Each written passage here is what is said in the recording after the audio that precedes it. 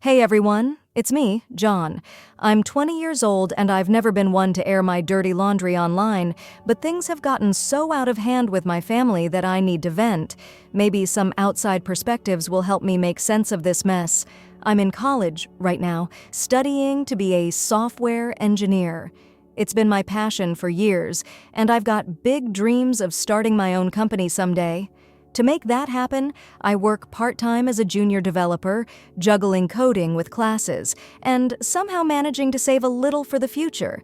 Since my college is close to my parents' place, I decided to live at home. Saves on rent and transportation, right? But let me be clear. I'm not some freeloader. I pay my parents $550 every month to cover my share of the rent and household expenses. It seemed like a fair deal. Probably what I'd be paying with roommates anyway, and it felt good to help out the family. Things were going okay, I guess. As okay as they can be when you live with your parents. My relationship with them has always been complicated. They've never been shy about playing favorites, and my older brother Mark has always been the golden child. He's 21, married, with 2 little kids, and growing up he was the king of trouble. Skipping school, getting into fights, breaking curfew, you name it, Mark did it. But no matter how much he screwed up, my parents always had his back. Me? I've always tried to follow the rules, work hard, stay out of trouble, but somehow I never got the same level of support or attention. It's like they expected me to be perfect, and even then, it wouldn't be enough. About a year ago, Mark moved out with his wife and kids. He'd borrowed money from my parents and his in-laws to start some big construction business. He was talking a big game about this amazing opportunity, even bought a house. I was skeptical, but I figured, hey, maybe this time he's finally getting his act together. Fast forward to now, and surprise, surprise, he's back. He showed up at my parents' house with his whole family, claiming he just needs to stay for a little while until this massive payout from his business comes through. He's talking about millions of dollars, promising to buy us a mansion in some fancy neighborhood. My parents are eating it up, hanging on his every word like it's gospel. Here's the kicker. While Mark and his family are living here rent-free, I'm still expected to pay my $550 every month. And guess how much Mark is paying? 0. Zilch. Nada. My parents don't seem to care that he's not contributing a dime. It's like they're blind to the fact that he's been leeching off everyone his whole life. The house has become complete chaos. Mark's 2 kids are cute, but they're toddlers. They're loud, they're messy. They've taken over the living room with their toys. It's impossible to find any peace and quiet. I tried setting up my workspace in my room, but even that's not safe. The kids burst in constantly, and Mark doesn't even try to stop them. He just laughs it off like it's no big deal. His wife isn't much better. She leaves their mess everywhere, from dirty dishes piled in the sink to laundry overflowing in the hallway. But what really gets to me is how they act like they own the place. They've completely taken over the kitchen, and if I even ask for a turn to cook, I get eye rolls and snide comments about how family shares everything. Yeah, except apparently they don't share the responsibility of paying for anything. I tried talking to my parents about it, but they just brushed me off. My mom told me I need to understand that Mark is going through a tough time and that family helps family. When I asked if Mark was going to start pitching in for rent or groceries, she got defensive and told me not to bring it up again. At this point, I feel like a stranger in my own home. I work hard, I save money, I try to plan for my future. But it feels like none of that matters to my parents. All they care about is Mark and his business that may or may not even exist. It's like they're living in this fantasy world where Mark is some kind of millionaire, and I'm just here to foot the bill while they wait for his big payday. I've thought about moving out, but the idea fills me with dread. Rent is insane these days, and I'm not exactly rolling in dough. My part-time job pays decently, but between tuition and trying to save for the future, there's not much left over. Plus, moving out feels like admitting defeat. Why should I have to uproot my life because Mark refuses to grow up and take responsibility? It's not fair. But things went from bad to worse last week. My mom came into my room, all smiles and fake concern. I knew something was up. She started with small talk, asking about work, but then she quickly got to the point. "You know, John," she said, "since Mark and his family are staying with us, the household expenses have gone up." I could feel my blood pressure rising, but I kept my mouth shut. Then she hit me with it. "We're going to need you to pitch in a bit more to help cover everything." I couldn't believe my ears. I'd been paying my share, more than my share, for years. I'd never asked for a free ride, never complained about my contributions. Meanwhile, Mark and his wife were living rent-free and treating the house like their own personal playground. "What about Mark?" I asked. "Is he going to start paying rent too?" My mom's face tightened. "Mark's in a tough spot right now," she said, her voice getting sharp. "Family helps family." And with that, she walked out of my room like the conversation was over. I was furious. It wasn't even about the money anymore. It was the principle of the thing. Why am I the only one who has to step up and help the family while Mark gets a free pass? The next day, my dad joined the chorus. Over breakfast, he casually mentioned that I should consider contributing more since we're all in this together, Shang. I tried to argue my case, but he cut me off before I could even finish. "Think about it," he said, getting up and walking away. I glanced at Mark, hoping for some kind of support, some acknowledgement that this was messed up. But he just looked at me and kept shoveling food into his mouth like nothing was happening. That night, after work, I cornered my mom again. I told her I couldn't afford to pay more. Between tuition and trying to save for my future, I was already stretched thin. But she didn't care. She launched into this whole spiel about how I needed to sacrifice for the family, how Mark has kids to take care of. "Yeah, I get that he has kids," I said. "But he's also an adult. Why is it my responsibility to support his family?" That didn't go over well.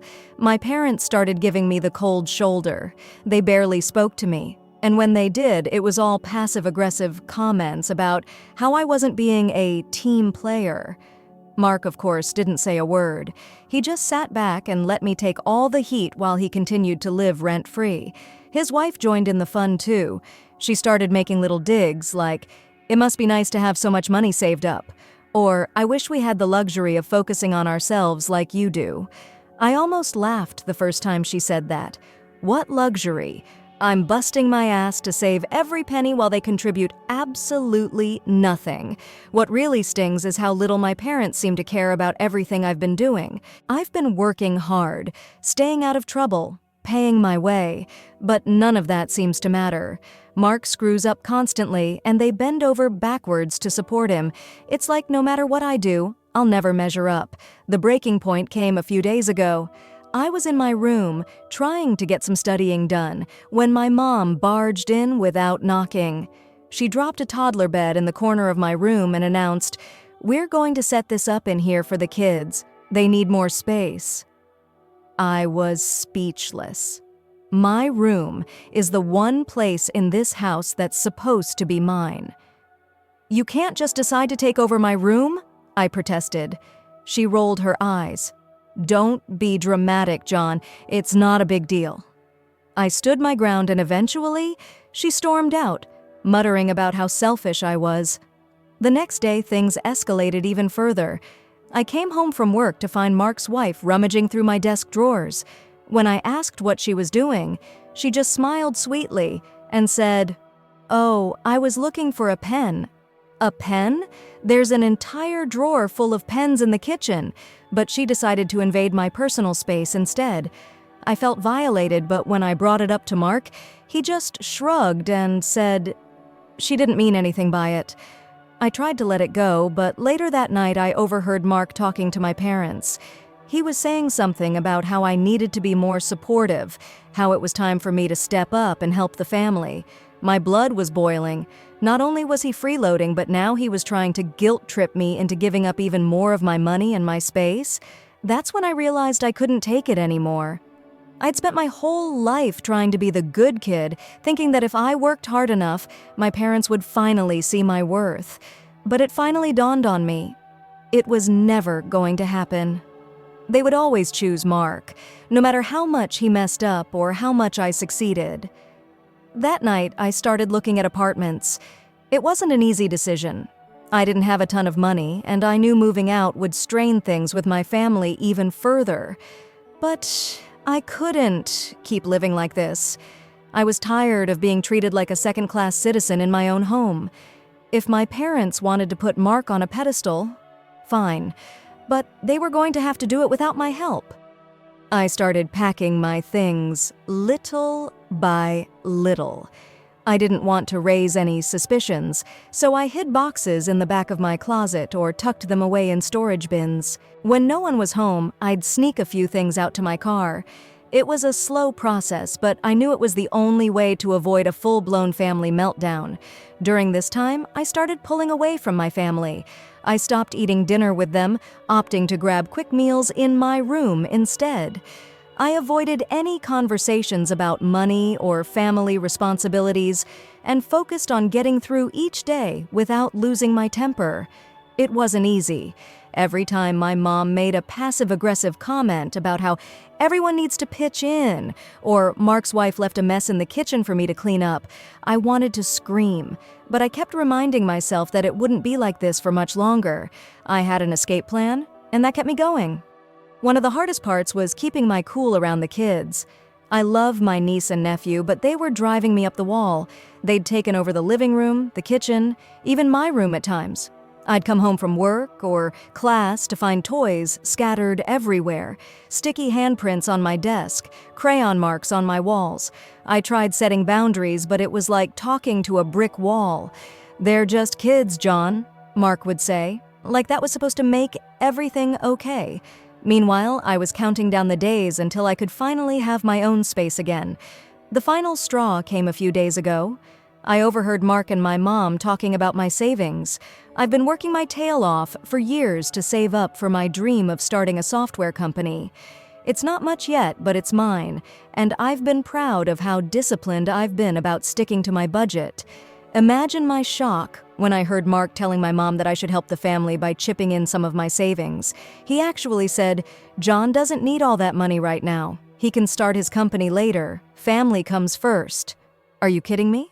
I couldn't believe the audacity. I confronted him about it later, and he acted like I was the selfish one for not wanting to give up my hard-earned money. "We're all struggling right now, John," he said, like his situation was even remotely comparable to mine. I told him flat out that my savings were off-limits and that he needed to start taking responsibility for his own family. He just rolled his eyes and walked away.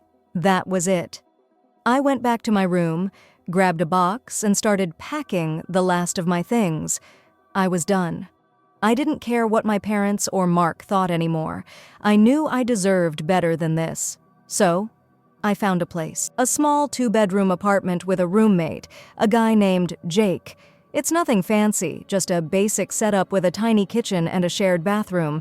But it's clean, affordable, and most importantly, far enough from my parents' house that I wouldn't have to deal with any surprise visits. I signed the lease, packed my stuff, and made plans to move out that weekend. I didn't tell my parents. I figured it was better to rip the Band-Aid off once I was already gone. I left a note explaining my decision, but I wasn't going to stick around for the fallout. They could deal with Mark and his freeloading ways on their own. I knew this was going to cause a lot of drama, but honestly, I didn't care anymore. I needed to do what was best for me, and staying in that house wasn't it. I was ready to start fresh, in a place where I could actually focus on my goals without all the chaos and stress holding me back. Moving out wasn't easy. It was a whirlwind of emotions: excitement, fear, relief. But as I walked through my childhood home one last time, I felt a weight lifting off my shoulders. For all the chaos and drama, it was still the place I grew up in. I stood in my room for a minute, taking it all in. It wasn't fancy, but it had been my space for years. It felt bittersweet leaving it behind, but I kept reminding myself why I was doing this. I needed to put myself first for once. When I got to my new place, Jake was already there to help me unload. It felt amazing to see my stuff in an entirely new space, one that was all mine. The apartment was small, but it was quiet, clean, and most importantly, drama-free. I set up my room with my desk bed and a few personal touches. For the first time in years, I felt like I could breathe. The first night in my new place was surreal. I didn't realize how much noise and stress I'd been living with until I was surrounded by complete silence. No kids running around, no arguments about money, no one barging into my room without knocking. I sat at my desk, opened my laptop, and actually got some work done for the first time in weeks. It felt amazing. Of course, the peace didn't last long. By Sunday evening, my phone was blowing up. My mom had finally noticed I wasn't home and started calling nonstop. I ignored the first few calls, but eventually I knew I had to answer. When I picked up, she didn't even give me a chance to say hello before she started yelling, "John, where are you? Why aren't you home? We've been calling you all day." I kept my cool and calmly said, "I don't live there anymore. I've moved out." You could have heard a pin drop on the other end. Then she exploded. "What do you mean you've moved out? Why didn't you tell us? How could you do this to your family?" She went on and on about how I was abandoning them and how they'd been counting on me to help with expenses. When I tried to explain that I'd been paying more than my fair share for years while Mark contributed nothing, she completely brushed it off. "Mark has kids? John? You don't understand what it's like to be a parent." That was the point where I knew there was no reasoning with her. "Mom," I said, "I've done everything I could to help, but I can't live like that anymore. If you want to support Mark, that's your choice, but I'm not going to keep sacrificing my own life for it." Then I hung up. I didn't have the energy to keep arguing. The next day, the messages started pouring in. My mom sent me a long, dramatic text about how I was being selfish and ungrateful, followed by another about how I was tearing the family apart. My dad chimed in too, saying he was disappointed in me and that I needed to grow up and understand the importance of family. Mark even had the audacity to text me saying, "Wow, way to screw over mom and dad when they need you most. Real mature." I didn't respond to any of it. I knew it wouldn't change their minds, and honestly, I was too exhausted to care. I spent the day settling into my new place, getting groceries and organizing my room. For the first time in years, I felt like I was in control of my own life. A few days later, my mom called again. This time, she wasn't yelling. She sounded more desperate than angry. She started talking about how hard things had been since I left, how they were struggling to pay bills, and how Mark's kids were upset that I wasn't around anymore. She even tried to guilt trip me by saying, "We've always supported you, John. Is this how you repay us?" I took a deep breath. "Mom," I said, "I love you, but I've been supporting myself for years. I've been paying rent, working, and saving for my future, while Mark hasn't contributed a thing. I can't keep putting my life on hold to clean up his messes. It's not fair." She didn't take it well. She started crying, saying she didn't know how they were going to manage without me. It was hard to hear, but I stood my ground. I told her I wasn't coming back and that they needed to figure things out with Mark. After that, she hung up, and I haven't heard from her since. Mark, on the other hand, hasn't stopped trying to contact me. He keeps texting, asking for money, and saying I'm being selfish for not helping out. At one point, he even said, "You've always been the responsible one. Why can't you just step up and help your family?" I almost laughed when I read that. The nerve of this guy. Despite all the drama, I felt like I'd made the right decision. My new place was quiet, my roommate was cool, and I was finally able to focus on my studies and work without constant distractions. It hadn't been easy cutting ties with my family, but I knew it was necessary. I couldn't keep sacrificing my own happiness and future for people who didn't appreciate me. That's where I'm at now. I don't know what the future holds, but for the first time in a long time, I feel hopeful. Thanks to everyone who's been following my story and offering advice. It's helped more than you know. I'll probably post one final update soon to let you all know how things turn out. It's been a couple of weeks since I moved out, and honestly, I feel like a completely different person. The fallout from my decision hasn't been pretty, but it's also shown me who my family really is and who I am when I'm not living under their constant judgment. My mom's reaction hasn't changed much. After her initial meltdown, she switched into full-on guilt trip mode. The texts kept coming every single day, filled with dramatic statements like, "How could you leave us in this situation?" and "Don't you care about your family?" At one point, she even said, "We sacrificed so much for you, John, and this is how you repay us?" It was hard to read those messages without feeling a pang of guilt. I mean, I do love my parents. They've done a lot for me growing up, and I'll always be grateful for that. But what they don't seem to realize is that love and gratitude don't mean letting yourself be taken advantage of. For years, I've been the one keeping things afloat while Mark contributed nothing. I've paid my share, cleaned up of their messes, and put my own needs aside time and time again. Enough is enough. I thought my dad might take a more practical approach, but nope, he was just as bad. He called me a few days after I moved out, and the conversation was exhausting. He started off calm, asking me why I felt the need to leave without talking to them first. I explained as clearly as I could that I was tired of being treated like a second-class family member. I told him that I'd been paying rent for years, doing my part, and that it wasn't fair for them to expect me to shoulder even more of the financial burden while Mark got a free pass. His response? "John, you need to understand that Mark's in a tough spot. He's trying to get his life together, and as his brother, it's your job to support him. Family sticks together." I couldn't believe it. "Dad," I said, "Mark's been in a tough spot his entire life because you and Mom never hold him accountable for anything. I'm done cleaning up his messes. If you want to keep enabling him, that's your choice, but I'm not going to be part of it anymore." That didn't go over well. He accused me of being selfish, of abandoning the family, and even of turning my back on Mark's kids. That one hurt the most because I do care about my niece and nephew. They're just kids, and none of this is their fault. But it's not my job to sacrifice my future for them, especially when their own parents refuse to step up. Speaking of Mark, he's been blowing up my phone too. His messages are a mix of guilt-tripping and outright demands.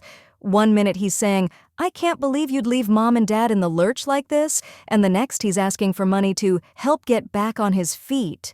At one point, he even sent me this long message about how I've always been the responsible one and how it's my duty to help him out because that's what family does.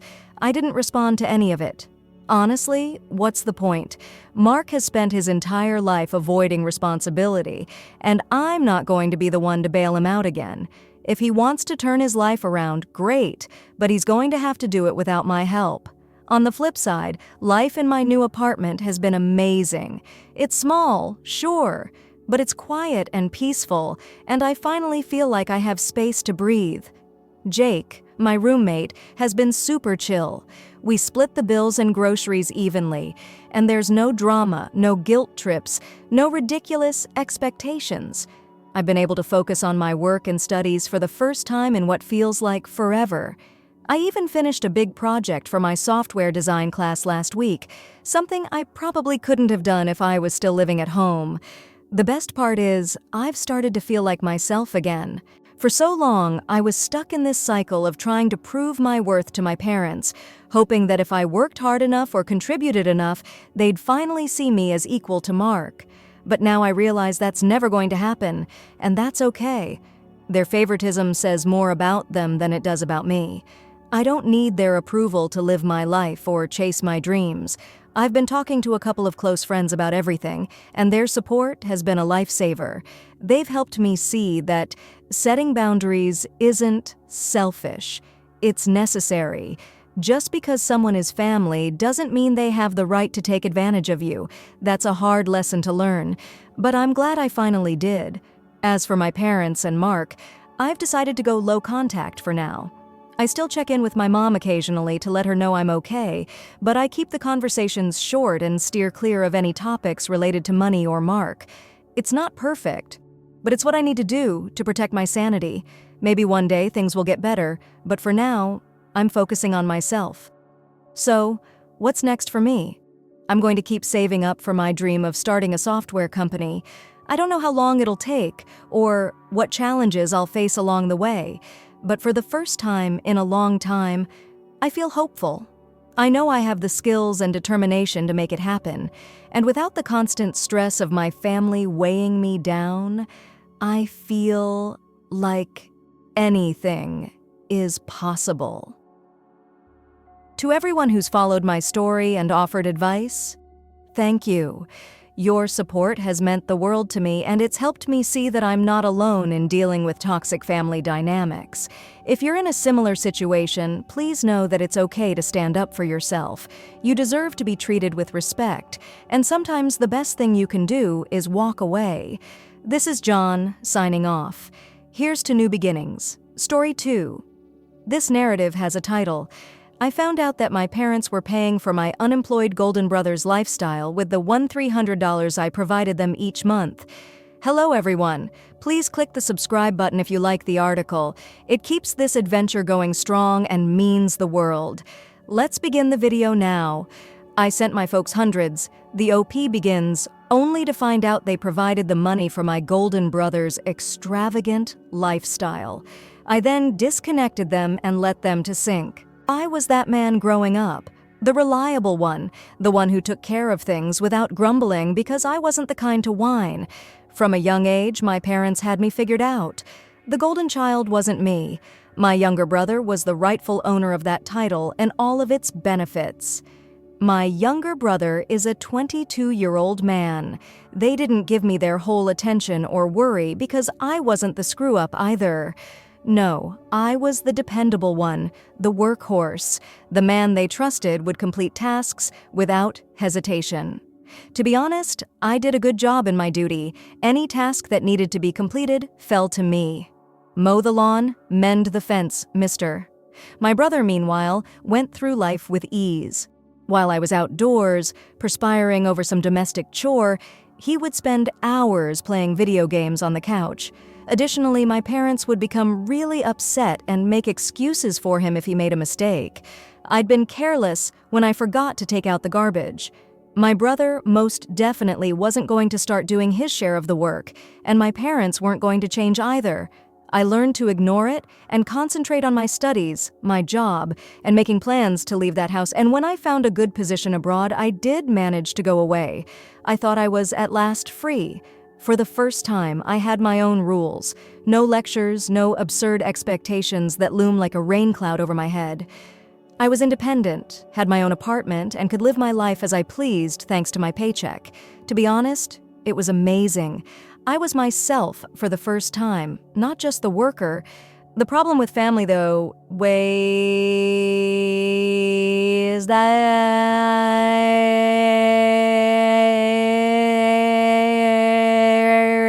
remain, no matter how far away you travel or how much distance you put between you. My parents weren't horrible individuals. They had dedicated their entire lives to provide the finest life possible for my brother and me. Although we didn't have much growing up, they made every effort to ensure our well-being, and I was grateful for it. I thus made the decision to give back after settling into my new position. For us, they had made so many sacrifices.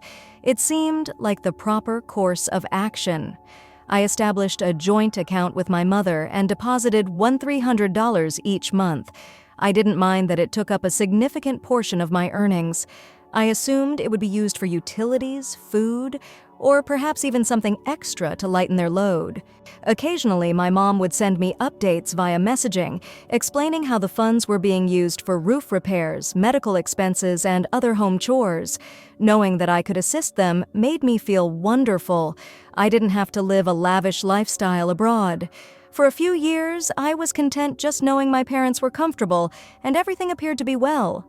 My mom made it a point to let me know how much they valued the assistance, and my parents were always appreciative. She would reward me by calling me a lot. Little things, however, began to stand out over time. There are minor discrepancies in my mother's statements regarding the funds, payments to accounts I didn't identify, and unexplained withdrawals. I didn't give it much thought at first as the months passed. It got more difficult to overlook the discrepancies. The more I looked, the more I began to doubt everything since something didn't match up. I initially became aware of anything odd on a random Tuesday evening. There was nothing in particular that I was searching for, just checking that the most recent transfer was successful by login into the shared account. For me, it has become a habit.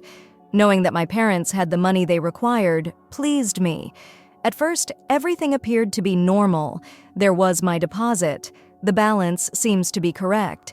However, when I was looking over the most recent transactions, I saw something. $50 was sent to an unfamiliar account. I initially believed it could have been a one-time cost or a utility payment. I assumed my mother had forgotten it was just $50 because she hadn't brought it up.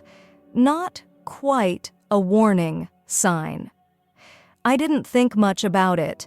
Then it occurred once again. $100 vanished from the same account the next month. I've been thinking about it a bit more this time. I recall looking at the screen and attempting to make sense of it. Was there a subscription involved?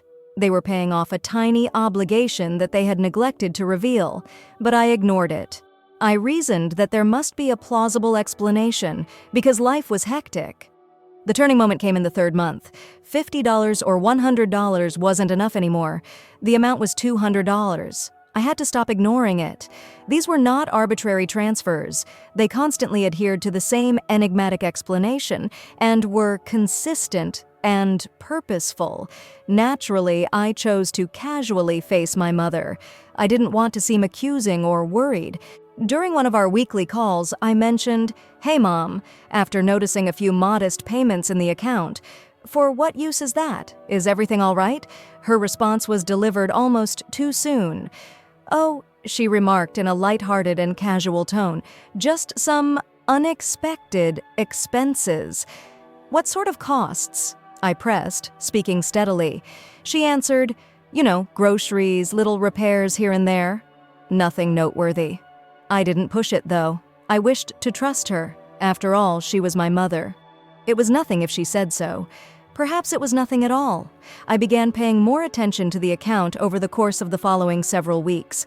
Each time I checked in, another transfer occurred, and a larger portion of my money vanished. It was always the same account, whether it was $200 or $300. The $300 is gone. As simple as that. I recall looking over the transaction and assuming it wasn't a little repair or groceries. I could no longer overlook that amount of money. I made the decision to give her another call, but this time I wasn't going to let her ignore me. I said, "Mom," getting right to the subject, "these transactions have been appearing in the account each month. It always leads to the same location. What's happening?" A lengthy pause ensued. Too much time. At last, she spoke. "Oh, don't worry about it. Only a few items your dad required." "What sort of things?" I questioned, attempting to maintain a composed tone despite my waning tolerance. She answered, "How did we spend the money, and why do you keep asking?" "We're being treated like kids by you," I informed her. "I'm not saying I don't want to assist. I simply want to know where the funds are going. Trust isn't the issue. Transparency is the key." Her voice grew softer as she sighed. "When you visit home, perhaps we can have a conversation about it." I realized then that she was not going to be honest with me. My anger increased as I gave it more attention. I didn't send the money for this purpose. I didn't like the thought of my money being misappropriated since I had worked hard to put myself in a position where I could support my family. I made the decision to act independently. If my mother refused to answer my questions, I'll let her talk about herself. I made the decision to give it a try the following month. Rather than providing the customary $1,300, I sent $1,000. I kept it a secret from my mother. When she phoned me a few days later, I wanted to see how she would respond. The displeasure in her voice was audible to me. This month's transfer seemed a bit short, I noted. "I said?" she said. "Yes," I said nonchalantly. "I assumed you didn't need as much because everything appeared to be covered." "Oh, I see." After a lengthy silence, she said, "We'll get by." I felt uneasy about the chat, even though she didn't dispute. Why did she seem so uncomfortable if the money wasn't a big deal? My brother phoned me a few days later. The man didn't give a call. I thought he wanted something, so I nearly didn't respond. And I was correct. "For what reason did you reduce the funds?" He made a demand. As soon as I took it up, "What on earth are you discussing?" Taken by surprise, I inquired, "Mom claims you're asking about every dime and sending less lately. What's wrong with you?" "My issue is that I'm not sending money to finance some mysterious account. I'm sending it to support Mom and Dad." I yelled, "The money belongs to the family." His voice was full of arrogance as he spoke. "Why do you act as though you own it all? As I'm the one who deserves it." I fired back. "Instead of smuggling it out of the account, why don't you speak with me directly if you need something?" He sneered. He muttered something and ended the call. The parts of the puzzle were fitted together by that call. With what? I wasn't prepared for that. This has nothing to do with unforeseen costs. Somehow my brother was implicated, and I was determined to discover just how far this rabbit hole had gone. I was unable to concentrate on anything else after that conversation with my brother. His arrogant voice, his stupid tone, everything. Not at me. Money was no longer the only factor in this. Trust was at issue. Everything I had given up to support my family, they appeared to be hiding something from me now. I was deceived. I made the decision to look further.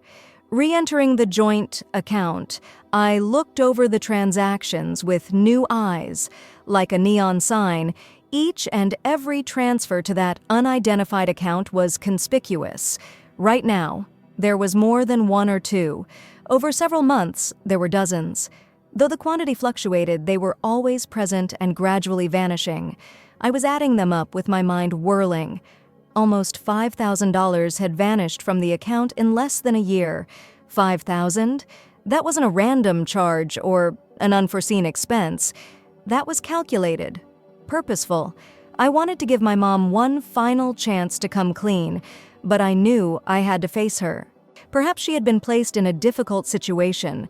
Perhaps I was making assumptions and there was a purpose for everything.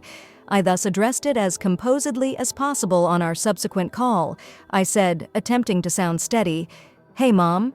Upon revisiting the account, I have observed that the transfers continue to occur. You know, they're adding up." A lengthy pause ensued. Too much time. At last, she repeated herself, "It's nothing to worry about, honey. Only a few things have been necessary." I lost patience. $5,000 is more than a few items, Mom. That sum is substantial, and you still haven't explained its purpose to me. I'm entitled to know. Her tone faltered. Almost in a whisper, she admitted, "It's for your brother." Indeed, it was for that jerk. I responded on my brother's behalf. "For what purpose?" With a harsher voice, I demanded, "He has been having difficulties." She spoke rapidly, as if she wanted to finish speaking before I could cut her off. "Having trouble with what specifically?" I asked, hardly controlling my rage.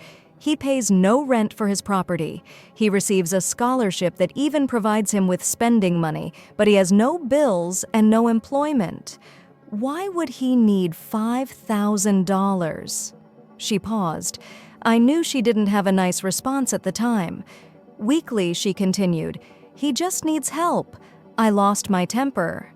"What can you help with?" "Mom," I yelled, my annoyance exploding. "How come you didn't tell me? Mom, why did you tell me lies about it? What have I sacrificed to get that money to you? In order to give you and Dad some breathing room, I've worked really hard, lived on a tight budget, and foregone vacations. And you've been giving it to him all along." She began to cry, but I was unable to feel sorry for her. This was no error. It was treacherous. Is Dad aware of this? With a chilly tone, I inquired. I knew everything I needed to know since she didn't respond. Like I had been, my dad was most likely in the dark. I ended the call. I was unable to even think clearly. $5,000 is gone. For what purpose? For my brother and his pals getting wasted. His right. I knew just where to look for the answers I needed. I did something I hadn't done in years the next day.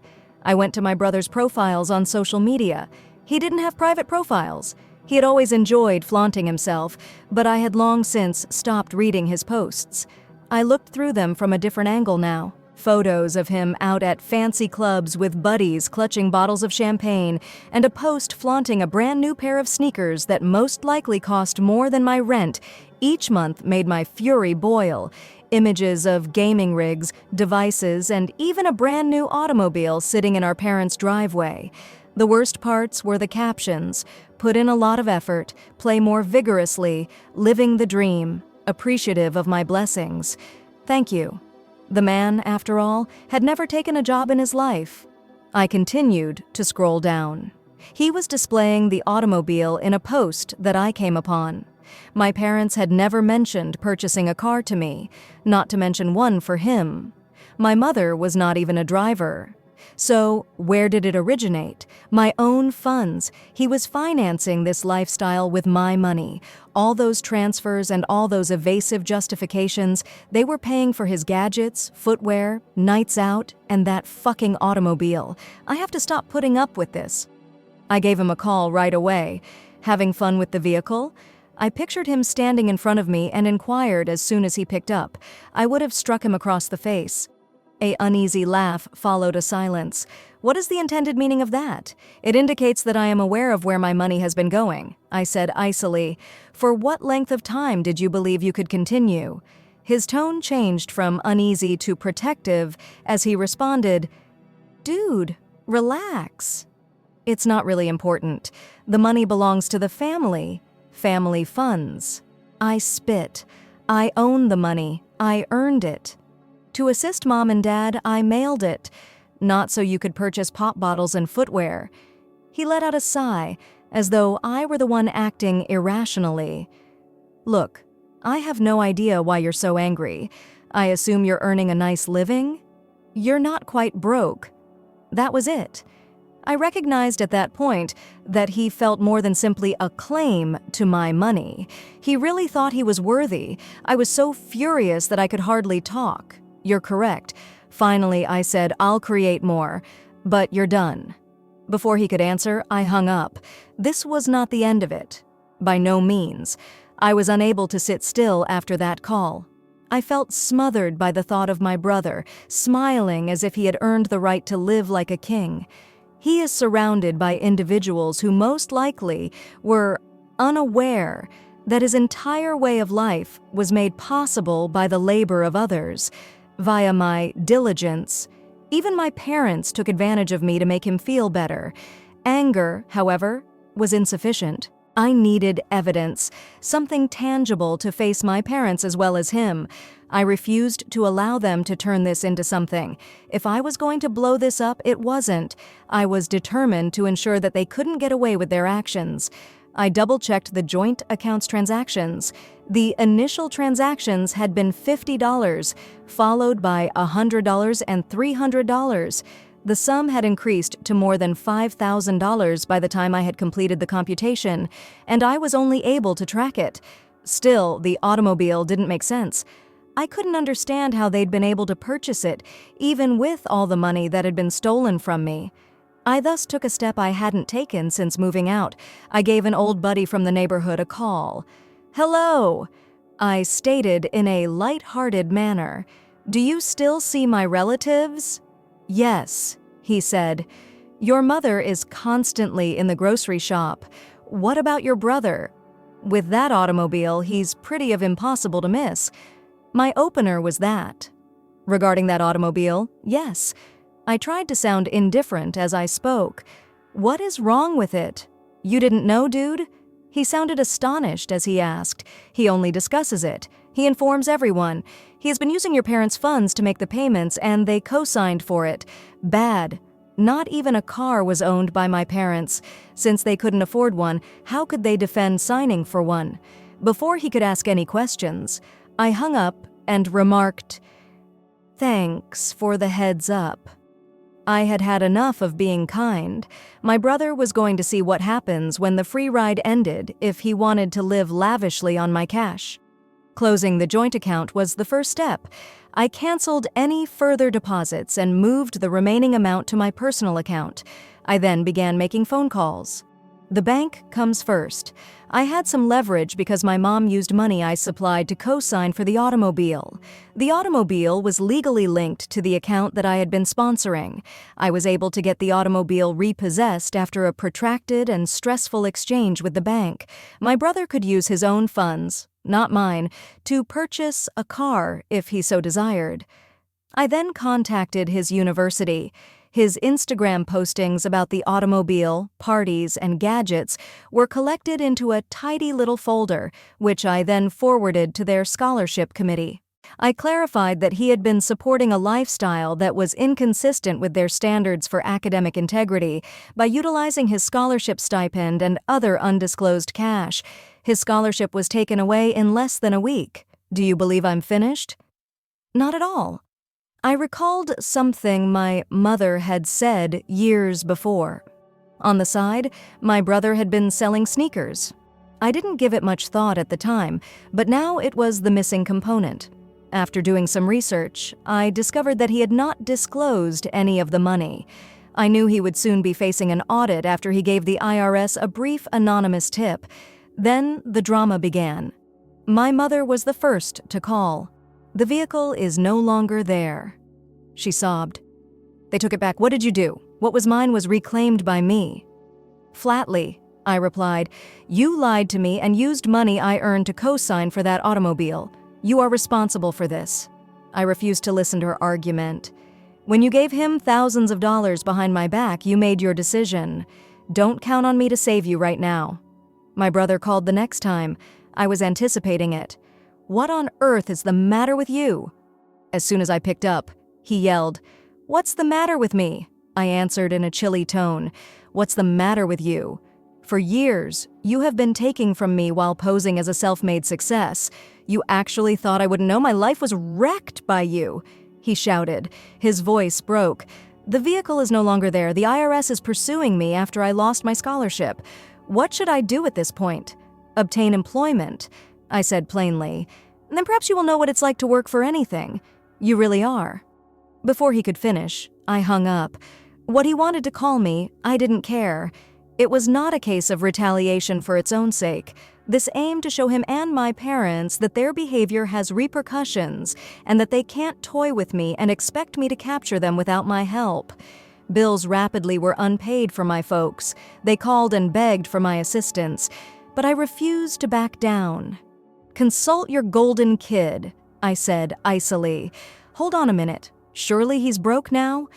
In the end, they were forced to sell the house and relocate to a tiny apartment. In the meantime, in order to make ends meet, my brother began working part-time at a fast food restaurant. He attempted to pay off some of his bills by selling his collection of sneakers, but even that was insufficient to get him out of the hole he had made. The satisfaction of keeping my money, my peace of mind, and finally separating myself from their never-ending turmoil is unmatched. My brother may never fully comprehend what he did wrong, but that is no longer my concern. One point should be updated. Hello, everyone. Despite the intense week, I thought it was time for an update. Prepare yourselves, for a lot has transpired since my previous post. I think the scariest thing I've ever done was to cut off my family's financial support, but it was also the finest thing I've ever done. When my monthly payment of Rowan 300 down san freen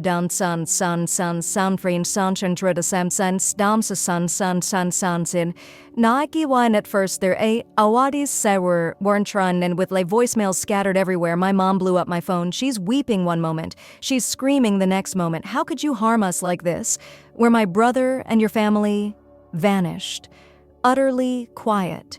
He was classic. But once the initial storm of guilt trips faded, a remarkable event occurred. For the first time in my life, I truly felt free.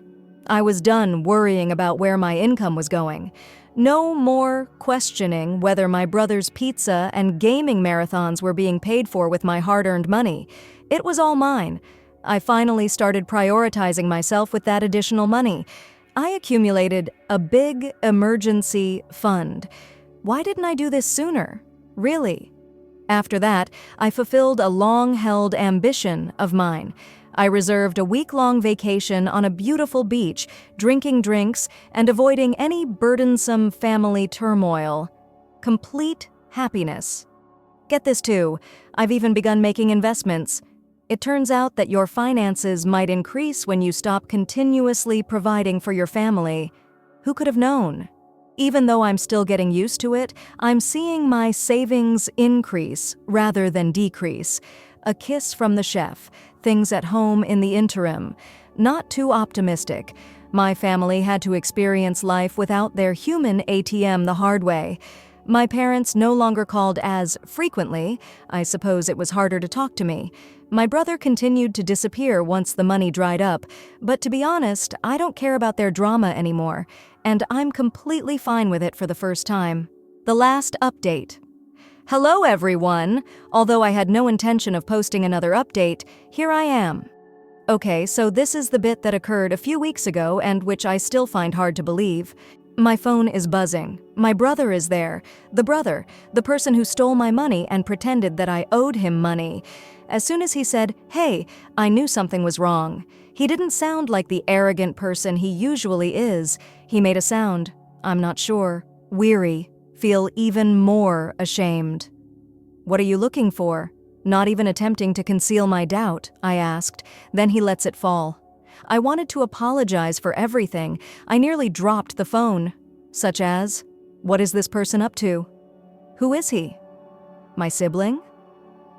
"I know I made a mistake," he added.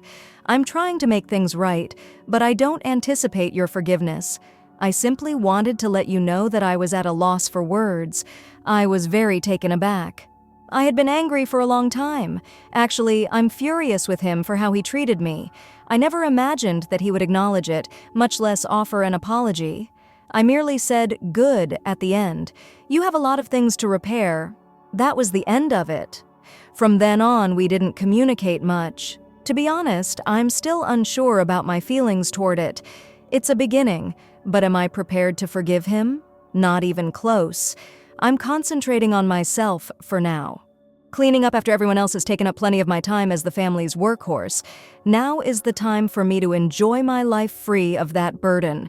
My brother needs to clean up his mess, whether or if he makes things right. I'm no longer accountable for it. And it feels pretty damn wonderful, I must say. Share your thoughts with me. Story 3. My mother took their side when my golden brother cheated on my wife and attempted to deplete my finances. Their lives were ruined as a result of what I did. Hey everyone, how are you? Long-time lurker. This is my first time posting. Although I've always considered myself to be a man with his act together, I've been beginning to doubt everything recently, my family, my marriage, and perhaps my own judgment. I feel as though I'm living in a bizarre play I never signed up for. If you don't believe I'm insane, let me explain. Here's the thing then. I'm 28 years old, and I've been married to Claire, a 27-year-old woman, for 2 years. I believed we had a good thing going. I don't need a romantic fairy tale to make me happy. I've established a decent life for myself, a stable job, a lovely home, and a forward-thinking outlook. Claire was a fantastic fit for it. She's intelligent, humorous, and perceptive enough to keep me guessing. We collaborated effectively, like a group. I never imagined that I would have to doubt her. She was more than simply my spouse. In every way possible, she was my partner. I vividly recall how supportive she was when I didn't get the promotion I had been vying for. The next one will go to you. With her hand on me, she spoke. You can't be stopped. At the time, I trusted her. I have no idea who she is anymore. James, a 27-year-old man, comes next. My younger brother. The man is really the epitome of charm. He was the favorite as a child. He understood how to capitalize on everyone's affection for him, our parents, teachers, and even our girlfriends. This was always James. James said so. In the meantime, I was the one working hard and genuinely earning my position. I'm not resentful, though. Well, a bit, perhaps. But James and I were inseparable as we grew up. He was more than simply my sibling. My best buddy was him. Summers would be spent constructing forts, blaming one another for our problems, and shielding one another from the outside world. Indeed, James was always our parents' favorite and the golden boy. It didn't matter, though. We had each other back then. This is the reason this betrayal was so painful. James and Claire clicked immediately after our marriage, which didn't concern me. Family is family. He would arrive to socialize, make jokes, and be his typical amusing self. I assumed Claire simply thought of him as my playful brother. Not much more. She is far too intelligent to fall for his slick talker nonsense. James is also wise enough to avoid interfering with my life, or I believed that he did. James then began to appear more frequently, not only for informal weekend drinks or family dinners. Typical thing, it's pop-ins in the middle of the week. When I wasn't at home, Claire would casually suggest, "Oh, James, stop by for lunch," when I returned from work. I initially dismissed it. Nice, I suppose. However, it began to occur often after that. They were giggling about something on her phone on the couch one evening when I arrived home early. Claire shut her screen as soon as she saw me. She was losing her grin. My stomach dropped. I remained silent. Without evidence, there is no point. Her avoidance of eye contact, however, stuck with me. I made an effort to remain calm later that evening. What, then, was so amusing about James earlier? I inquired. Claire gave a shrug. Just a meme, I see. Nothing major. My radar was going off in a million directions, but I ignored it. It didn't feel quite right. I made the decision to give it a try the next day. I stated casually over dinner, "James has recently been around a lot. He has better things to do, doesn't he?" Claire giggled and rolled her eyes. "He is your sibling. Be less theatrical. He simply enjoys socializing." I wasn't comfortable with that response. There is a reason why people enjoy spending time with married couples. However, I remained composed. Flying off the handle without the complete picture is pointless. I'm not the type of man that speaks without supporting it. In retrospect, I see the rifts in Claire's personality that I chose to overlook. She has been chatting restlessly recently about wanting more from life, feeling confined. Perhaps I wasn't doing enough, but I felt like I was. Perhaps James filled the void left by me. It doesn't justify what they did. It only raises the question of whether she was looking for anything to satisfy whatever emptiness she believed she had. I gave my best friend from college, Eric, a call that evening. He was the only one who could help me navigate through this chaos. "I think you're overanalyzing things." "First?" Eric said. He spoke in a cool, collected tone. "Yes, James may be a pain, but he's your brother." Claire, astute. That's not how she would cross a line. I said, "I don't know, man. Something about their recent behavior seems off. It's too recognizable." After pausing, Eric let out a sigh. "Let's assume, then, that you are not hallucinating. How are you going to respond to this?" I said, "I don't know yet. However, I will cut them both out of my life if I discover they're going too far." "Excellent."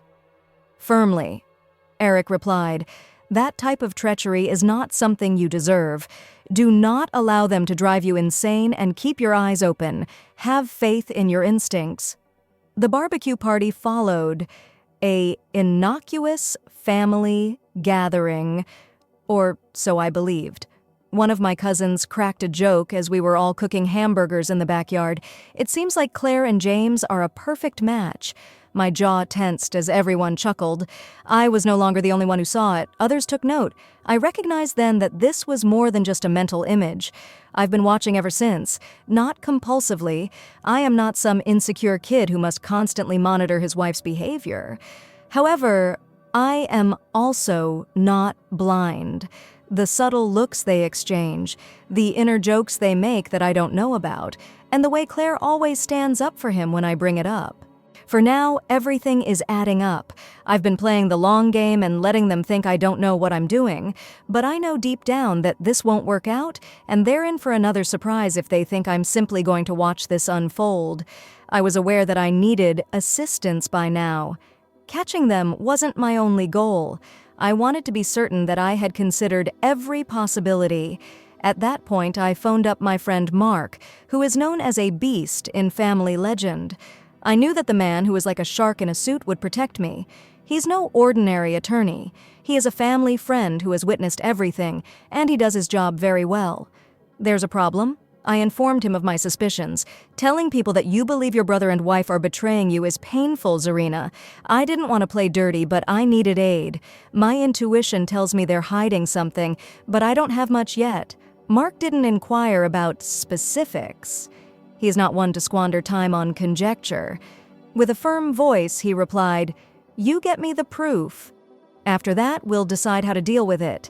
I want to clarify one issue. I'm not the type of man who puts up with rudeness. Loyalty is the boundary you don't cross, as you would say. Never." I thus didn't just sit back and hope for the best when Claire and James's relationship started to seem strange. I don't wait for things to get better, I walk right into it. Additionally, this storm had been building for a while. It's damn lengthy. I had to leave town for work, which gave me the chance to take action. That's what I let Claire to believe anyhow. I informed her that I would be gone for 3 days and packed my bags, but I chose to stay at a hotel across town rather than travel to the airport. It wasn't paranoid, it was a plan. I had to witness it with my own eyes whether something was happening. Assumptions and words are meaningless. Evidence is crucial. It was a peaceful first day. Throughout, Claire texted me, maintaining the facade as if nothing had happened. "Miss you," she wrote. "I hope work isn't too demanding." It nearly made me chuckle. She was competent. I'll grant her that. Over the years, however, I've discovered that the finest liars inevitably end up tripping. My intuition paid off after the second day. I surreptitiously placed a monitoring program on her phone, and about midday, I received an alert. Yes, I get how it sounds, but believe me, you don't take chances when the stakes are this high. She wasn't home. She wasn't where she typically would be, like the grocery store. James's flat was where she was. I don't recall being angry at the time. It felt colder to me, as if everything within me became more focused. As I waited for them to come out, I held on to the driving wheel. I needed to see how far this would go, not because I wanted additional evidence. If James and Claire were going too far, I refused to allow them to act otherwise. They left his apartment together an hour later. As they made their way to his car, her giggle reverberated around the street, as if she was completely carefree. James was smiling as if he had it all under control. My wife and brother, they believed they had escaped punishment. Following them, I observed how they sat and leaned in close at a coffee shop across the street, speaking as if no one else was around. It wasn't a harmless thing. My chest constricted as her hand briefly touched his arm. It wasn't hurt. Rather, it was the blazing knowledge that these two were so disrespectful to me. While I was taking pictures, my camera app clicked.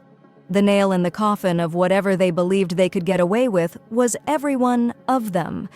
However, something wasn't quite right. It was more than just skulking. It was the manner in which Claire had been taking out little sums of money from our accounts for the previous few months. I initially assumed it was just her typical spending, but the pattern seemed intentional. 2 days later, Mark verified what I suspected. During one of our calls, he claimed that the funds had been transferred into an account that was not theirs. Victor Kane is the name of it. Victor Kane is who the devil? I inquired. He is trouble, Mark stated plainly. Used phony investment opportunities to defraud individuals out of thousands of dollars. He has been reported for fraud on several occasions. He's slippery, though. No convictions as of yet. He appears to have enlisted James in one of his plots. What about your wife? Whether she realizes it or not, she has been paying for it. I felt sick to my stomach. This was no longer merely an affair. I wasn't simply being betrayed by James and Claire. They were being performed. And whatever game Victor Schott was playing now had my money entangled in it. It was too much to bear. In my head, everything whirled like a tempest. But in order to comprehend the crap that's going on in my life, I had to confront things one step at a time. I arrived at my residence sooner than I had anticipated the next day. Claire had her phone in her hand and was drinking coffee at the kitchen counter. She forced a grin after looking up and frozen for a half second. "You return early. How did the journey go?" I leaned against the wall and left my stuff by the entrance. Crossed arms, cut short. "I thought I would surprise you." There was a tinge to her laughter. "That's fantastic, though." Without saying much, I nodded. I wanted the quiet to be felt by her. Give it to her, to stew in. Silence is a problem for Claire. She feels uneasy about it. In an attempt to fill the emptiness, she began to ramble about her day. I simply observed her steady and composed. Then I initiated contact. "How has James been these days?" I inquired in a casual manner, as if I were inquiring about the weather. Her spoon stopped in mid-stride. "Okay, I suppose. Why?" "No cause. It just looks like you two have been hanging out a lot." Her eyes narrowed slightly. "Are you really doing this again? He's your brother?" "Yes," I leaned back in my chair and said, "My sibling? It's funny how that operates." She clenched her jaw. "You're acting suspiciously. You have been overworking yourself. Perhaps you ought to rest." I grinned, but not in a nice way. Perhaps I ought to. I took out my phone and slipped it over the table, surprising her. There they were, the pictures. As simple as day. Leaning into clothes, she and James were giggling at the coffee shop. She gazed at the TV, the blood draining from her face. I am aware that it is not what it appears to be. She stumbled. Traditional line, predictable. I cocked my head. "Well, what is it?" "Because my brother and wife appear to be skulking about behind my back." Her mouth opened, but nothing came out. Only tears. Large, dramatic ones. The manipulative sort. I wasn't moved, though. "No more." "Keep it." I spoke in a steady, quiet voice. "For weeks, I assumed the worst of you. I had faith in you, and you pay me back like this?" Nothing took place. She sobbed. "We were only conversing." "Speaking?" Leaning forward to his flat, I repeated, "In a coffee shop, while you believed I was absent. That's some fascinating conversation." She made another attempt to refute it, but the words sounded vacuous. She was aware of her capture. "That evening I prepared a bag." "We can figure it out," Claire pleaded with me. "However, you can't sort things out with someone who is prepared to betray you in that way. Once trust is lost, it cannot be regained." When I was driving off, something changed within me. My former self, the one who was too trusting, whoever had unquestioning faith in fidelity, was no more. He was replaced with something sharper, more difficult, the type of man who doesn't tolerate it. If James and Claire believed that this was the end, they were completely mistaken. I apologized. I didn't leave that house to pout after packing my bags. I needed time to think about my next step, so I departed. I'm not the kind to let feelings rule my actions. After that, everything I did was planned, intentional. They believed that I had given in and that they had gotten away with it.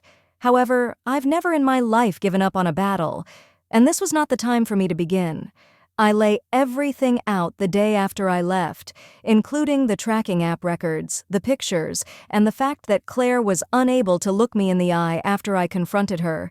Marx is the type of guy who enjoys destroying people in court. His smile told me I was in good hands when I gave him that proof. "This goes beyond a simple matter," Mark remarked as he looked through my pictures. "It's premeditated and calculated." He was correct. The lies, the secrecy, the way they moved. It was more than a simple betrayal. It was a plot. and I didn't think twice about Mark's suggestion to look further. I wanted everything exposed if there was more to find. The more I considered it, the more I understood that this was more than a simple affair. James had always been envious of my life, career, and home. It used to make him laugh. Now, though, I questioned whether it was more than a joke, and Claire had said a couple of times that she felt stuck, but ignore it. Perhaps I ought to have listened more. Perhaps she was looking for more than I could provide, or perhaps they were simply like this: two individuals who were prepared to ruin someone else in order to achieve their goals. I concentrated on James as Mark started working. He had the secret to everything. It hurt to be betrayed by Claire. But my brother, James, that was more profound. It wasn't just about the affair, it was the sheer chutzpah of his believing he could steal from me. Because that's what this was about. I wasn't only coping with infidelity, they were preparing to steal what I'd built. Piece by piece. The breakthrough arrived 2 days later. I got a call from Mark with a fresh puzzle piece: anomalies in our shared accounts' finances. Claire had been taking out cash in secret, start with little quantities, then higher amounts. The transfers may be traced to a concealed account by Mark, one bearing James's name. It doesn't get any worse than that. There is a trail of texts between her and James, according to Mark. They're discussing thoroughly cleaning you out. Not in the sense you might expect, but it hit me like a freight train. I wasn't surprised. I was unharmed. I was enraged. They weren't only moving stealthily.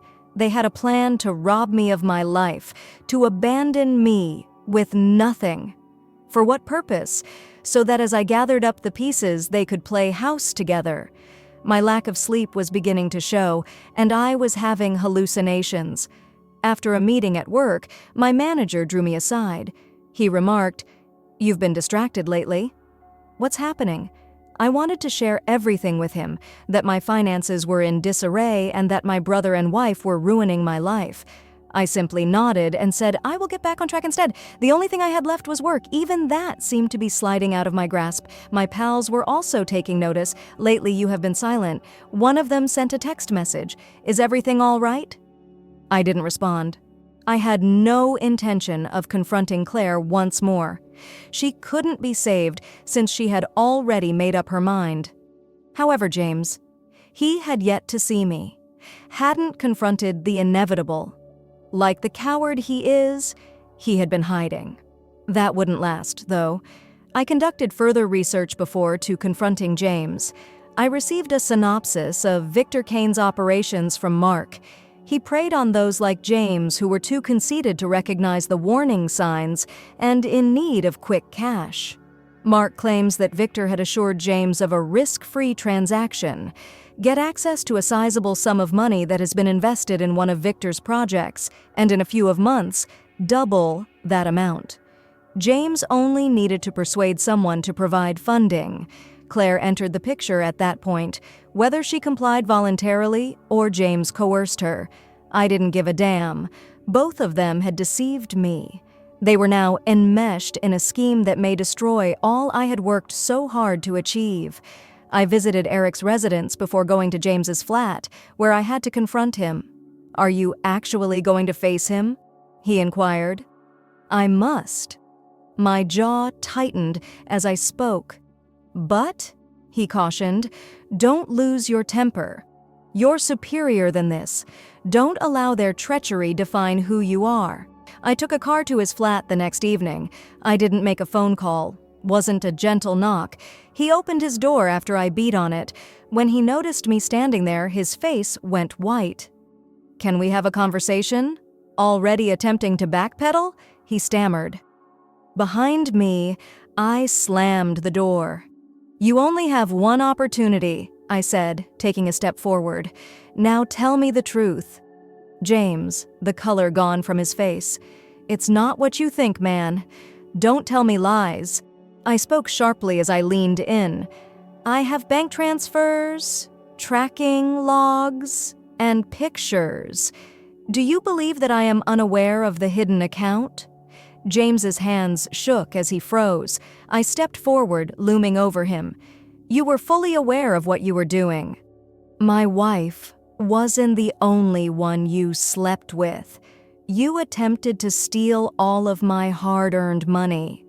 Did you really think I wouldn't know? Did you expect me to simply roll over and accept it?" James held out his trembling hands defensively. "Claire, that wasn't my idea." "She doesn't," I snarled. "You have no right to try to blame her for this as if you were an innocent spectator. You knew about it. Every freaking step." To protest, he opened his mouth. However, I denied him the opportunity. I dug into my jacket and pulled out a copy of the bank statements Market revealed. On his coffee table, I threw them. "See that? On the account, that is your name. Are you robbing me of that? Are you going to abandon me with nothing? James, you're more than simply a liar. You are a thief." I stopped listening to him as he stumbled out an excuse. My voice was calm and quiet as I leaned in. "You only have one opportunity.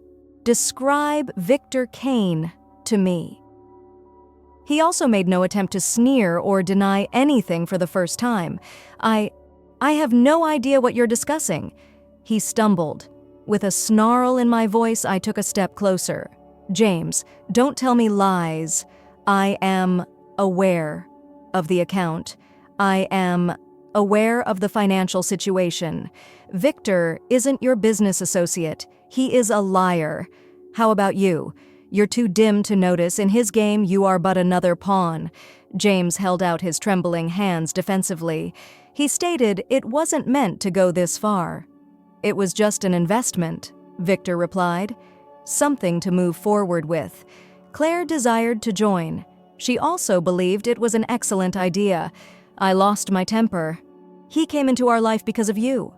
You're going to tell me everything now that you've dragged her into this mess, or I will ensure Victor is aware that you have betrayed him." "James." I briefly saw true dread as his eyes widened. "You're not aware of his potential," he muttered. "If he discovers my error, I have no problem with it." Sharply, I replied, "This mess is your fault. You tidy it up." And I abandoned him in disarray. My mother phoned me 2 days later. I heard the events. She said that her voice was too quiet, as if she were attempting to make things more amicable. "Your brother is James. Families battle. However, we are able to forgive one another." It seemed unbelievable to me. "Pardon him?" I inquired. "He had an affair with my wife. He attempted to rob me." As if I hadn't said anything, she went on, "He's going through a rough time. He had no intention of things getting that awful." Before she could respond, I hung up and added, "Don't call me again about this." I wasn't trying to mediate a conflict for the first time in my life. The narrative didn't finish when James left his flat. The fallout was only getting started.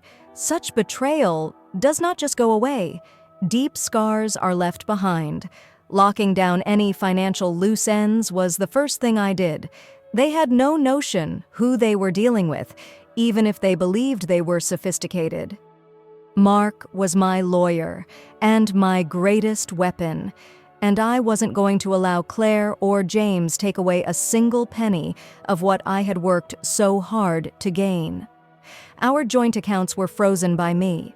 Mark kept track of all the money Claire had been smuggling out for months, the hidden account, the withdrawals, each dubious transfer.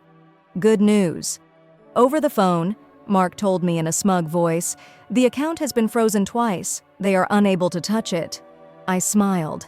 The first step is finished. However, I was hit with another curveball just when I believed I had everything under control. I was summoned to my boss's office. "You're losing ground," he remarked. "What's happening?" To explain, I opened my mouth. What was I meant to say, though? That my brother and wife were plotting against me, that I had a chaotic personal life. Rather, I nodded and said I will concentrate again.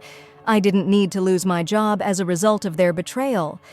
I thus made the decision to transfer everything into safe accounts that were only in my name. No connection to Claire. She couldn't siphon anything else. They were totally shut out by the time they realized what had happened. I had no money, no idea how to fix it, and no ability to access anything I owned. I presented her with the divorce papers at that point. Mark didn't only create a bunch of documents, he constructed such an impenetrable argument that Claire would be forced to sign. She had no power because of the proof of her affair and her attempts to defraud me. There was no possibility that she would receive even a single penny more than she was due. This, in my opinion, was nothing. She contacted me as soon as the documents arrived at her house. She sounded tremulous, part despair, part rage. "Are you going to divorce me?" She gave a hiss, as if it were a startling betrayal. Everything cannot be thrown away in this manner. I nearly burst out laughing at her foolishness. "Discard everything." "You did it, Claire," I said. "You determined to grab what wasn't yours the moment you began to sneak about with James? All I'm doing is cleaning up the mess you created." She made an attempt to guilt-trip me. That's Claire's specialty. She mentioned the time we had spent together, the enjoyable moments, as though everything else had been wiped. Her voice cracked as she continued, "We can fix this. We can resolve it." I interrupted her. "We are unable to. You never return from this. Claire, sign the documents or don't. We're done. Either way." Before she could answer, I hung up. Nothing else could be said.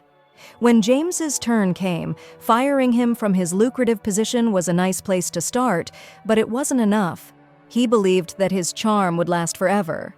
However, I was going to ensure that he lost the faith of everyone in his professional network. I made touch with several contacts who knew James but owed him nothing, and I told them the truth. I didn't embellish or exaggerate. I just explained to them what he had done, the treachery, the stolen money, and the affair. I even forwarded some of Mark's gathered material to them. James now attempted to interview for other positions, but news got out fast. A man who would betray his own brother was not someone anyone wanted to hire. James gave me a call a week later. I hadn't heard from him since we got into a fight at his flat. His voice sounded desperate and angry at the same time. His voice rose as he added, "I can't get a job. My reputation has been damaged by you." Leaning back in my chair, I let his words to linger. "James, you destroyed your reputation. I just ensured that everyone was aware of the reality." "Come on," he begged. "We are related." Something triggered me when I heard the term family. That term is off limits to you. The moment you chose to stab me in the back, you ceased to be family. I had no intention of it getting this far. His voice became pitiful as he said, "I was foolish. I was wrong. Forgetting to lock your car is a mistake," I yelled. "Your actions were premeditated. You're paying for something. You understood exactly what you were doing. James, don't call me again. We're finished." I blocked his phone after hanging up. I didn't care what happened to him next, but it wasn't enough to cope with them. I had to start over. I would let James's treachery and Claire's falsehoods to consume me for too long. I was finished with that now. I began working out more vigorously than before. Every sweat drop, every mile, every rep. It was like regaining control. I concentrated on my task, tackling tasks that I had been putting off for months. I got in touch with pals I hadn't seen in a long time. I'd let people slip away because I was too preoccupied with Claire's nonsense. Being busy wasn't the only goal. It was about demonstrating to myself that I could advance and become stronger, smarter, and better. I became a better version of myself with each step I walked away from them. I also got back in touch with old pals who I had lost touch with while attempting to keep my marriage intact. Something Eric said really stayed with me. "You've changed, but in a positive manner from the person I knew. You're more observant, more powerful." That was nice to hear. I felt as though I was at last evolving into the person I was supposed to be. Claire had completely stopped talking by the time the divorce was completed. She presumably realized she had no choice but to sign the documents without protest, and vanished. No more phone calls or messages.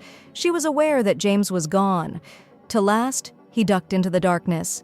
He moved out of town, I heard, most likely trying to get away from the catastrophe he had created. Excellent. Permit him to run. Let him try somewhere else to start anew. I was no longer concerned. I now considered them to be ghosts, but Victor Kane wasn't done with them. After the account was stopped, Mark discovered that Victor had been putting pressure on James and Claire for further funds. Victor doesn't just let people go. I was informed by Mark that he would squeeze them dry before releasing them. I wanted to caution them, but I restrained myself. They had decided to collaborate with him.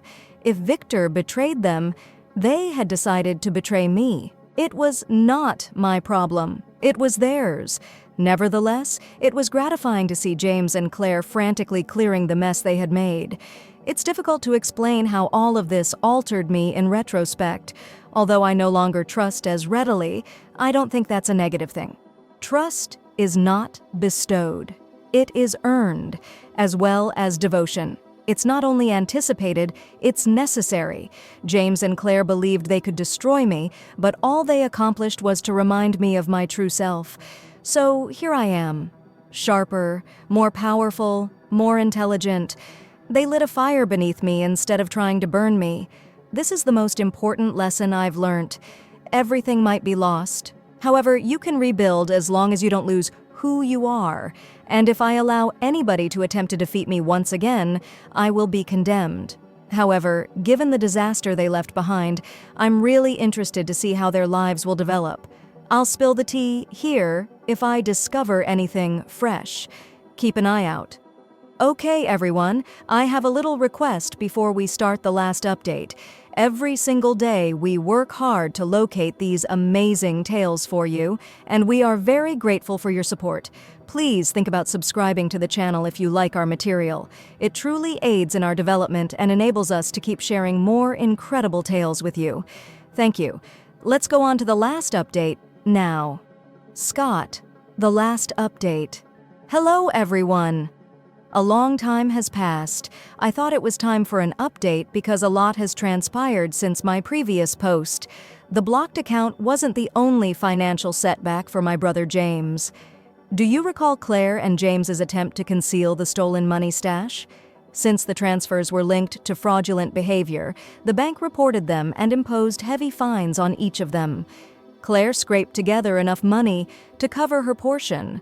Most likely, she sold all she had. James, however, the money was not with him. He has reportedly been having trouble making the payments and is currently interacting with debt collectors. It's almost lyrical in its irony. He's drowning in expenses he can't afford because he sought to grab what wasn't his. Oh, and James has officially left town, as I recently learned through common acquaintances. He apparently chose to start over someplace else because he couldn't bear the embarrassment of what he'd done. To be honest, I believe it's better that way. He destroyed all of our relationships, personal, professional, and familial. The irony is that his reputation continues to follow him despite his absence. People speak, and wherever he goes, his acts have turned into a tale that travels quickly. He will have to bear the consequences of his actions. A few months ago, I would have responded that I detested James if you had asked me how I felt about him. I don't feel anything anymore, though. He simply doesn't matter. I don't need closure, retribution, or any of that. I've moved on and created a life in which his presence is no longer significant. The wonderful thing about karma is that it doesn't require assistance. It handles everything by itself. I just needed to take a back seat and let everything work.